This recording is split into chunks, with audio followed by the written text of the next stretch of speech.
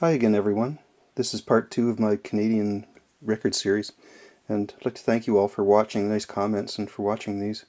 And I should say up front, though, before I carry on with these, that I don't specifically collect Canadian records, or I don't try to acquire Canadian records, but if you're a record collector and you live in Canada, you're going to end up with a lot of Canadian records, better or worse. I only try to pick up ones that I find interesting or bands that I like. I don't just go out trying to find as many Canadian records as I can.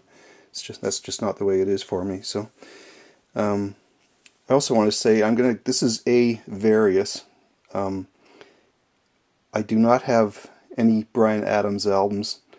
Bryan Adams, although he's Canadian and he had a lot of hits and stuff, it's not the kind of music that I really care for. There was a lot of bands in the 80s that were kind of mainstream corporate rock, or artists, Bon Jovi, John Mellencamp, people like that I've never really picked up on, and it's not because they're bad or anything like that. You know, it's just not something that's really attracted me musically.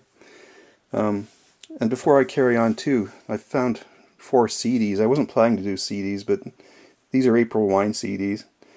This is the first Greatest Hits. It was also out in vinyl. This came out in vinyl, I think, in the late 70s, early 80s. And the CD, though, has 14 songs on it. And then later on, in the 90s, there's a second Greatest Hits. It's called April Wine, The First Decade, over 60 minutes with April Wine. And this has 18 songs on it, and I think there are 4 songs on here that weren't included on any of their albums. It's previously unreleased material. They released a couple of CDs, at least a couple of CDs in the 1990s. This one's from 1993. It's called Attitude. It's kind of a fold out here with a picture of the band back in 1993.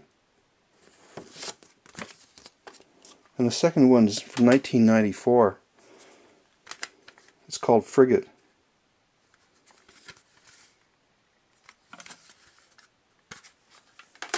Now on to the A Various, and this is just a very small collection of A's.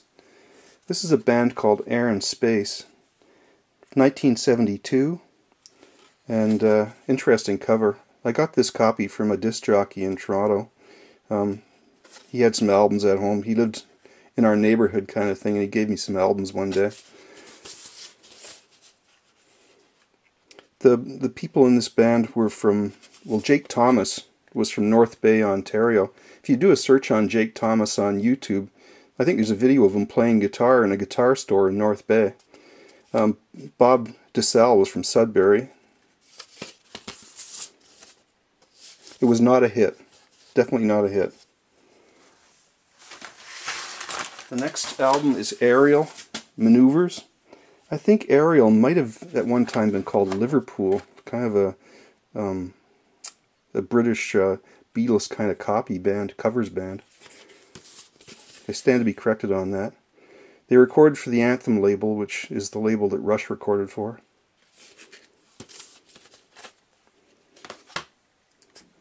This is not a rock album, but it is kind of a collectible rare album.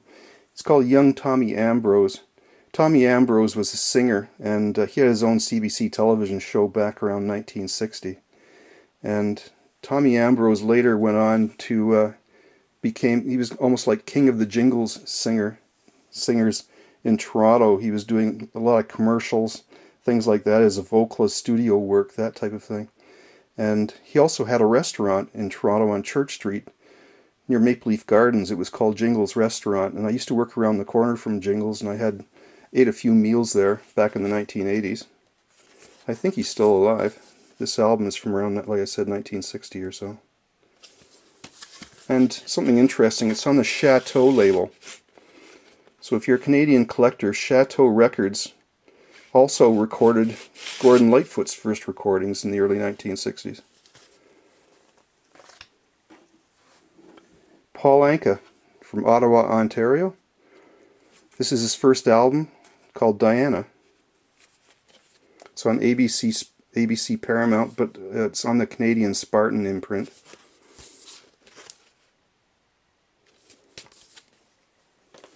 This is a double album that was released in the late 1970s. It's Paul Anka Gold. There's 28 original hit recordings.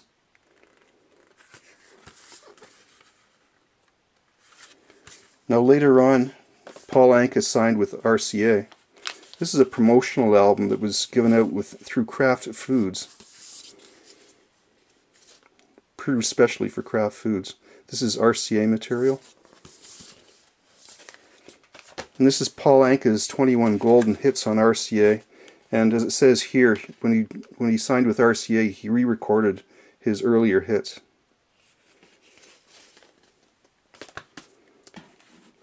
The last Paul Anka I have is it's called At His Best, and this one contains that horrendous song from the early 70s, You're Having My Baby, and it also has I Don't Like to Sleep Alone.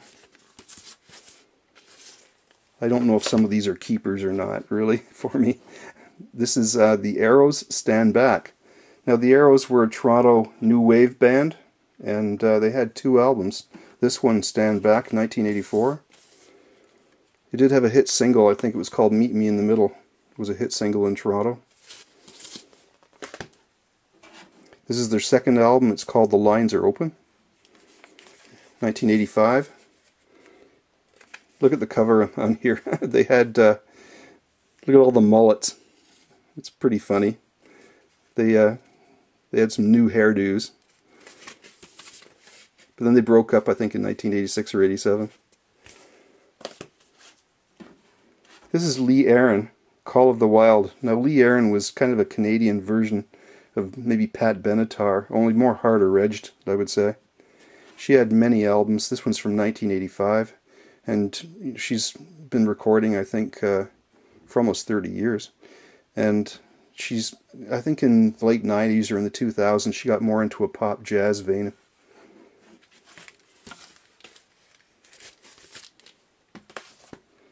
And the last album I'll show you today is called Avalon, Voice of Life.